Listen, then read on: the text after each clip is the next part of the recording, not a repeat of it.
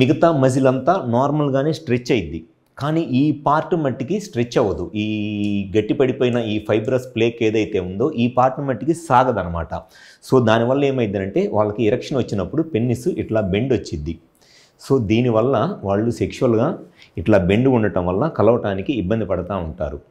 So ఈ fibrous plaque అనేది రావటానికి ఒక ముఖ్యమైన కారణము డయాబెటీస్. అంటే ఎవరిలో అయితే షుగర్ ప్రాబ్లం ఉండి డయాబెటీస్ ఆ షుగర్ కంట్రోల్లో ఉండదో అటువంటి వాళ్ళలో ఈ ఫైబ్రస్ ప్లేక్ అనేది చాలా కామన్గా వచ్చే ప్రాబ్లం.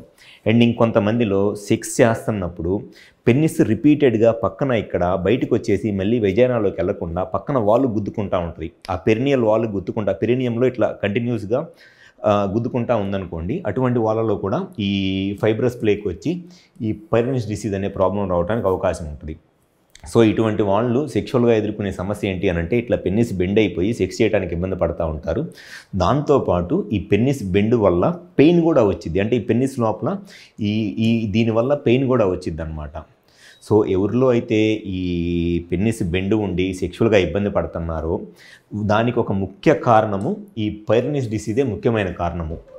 సో ఎవరిలో అయితే ఈ ప్రాబ్లం ఉండి సెక్షువల్గా ఇబ్బంది పడుతున్నారో అటువంటి వాళ్ళలో ఉన్న బెస్ట్ ట్రీట్మెంట్ ఆప్షన్ ఏమిటి అని అంటే షాక్ వేవ్ థెరపీ. దాన్నే extra corporeal shock wave therapy అంటారు.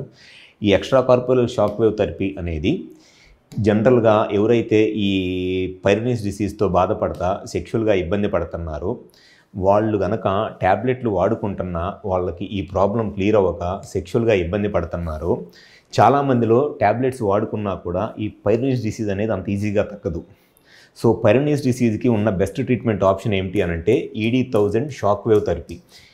ఈ ED1000 షాక్ వేవ్ థెరపీ చేయించుకోవటం వల్ల ఈ వైబ్రేటర్ నుంచి వచ్చే కొన్ని రకాలైన వేవ్స్ ఆ మజిల్ ఏదైతే డ్యామేజ్ అయిపోయిందో పెన్నిస్ లోపల మళ్ళీ ఆ మజిల్ని నార్మల్ స్టేజ్కి తీసుకొని వచ్చి పెన్నిస్ బెండ్ లేకుండా అండ్ పెన్నిస్ మొత్తం నార్మల్గా ఎరెక్షన్ అయ్యేటట్లు హెల్ప్ అయ్యిద్ది.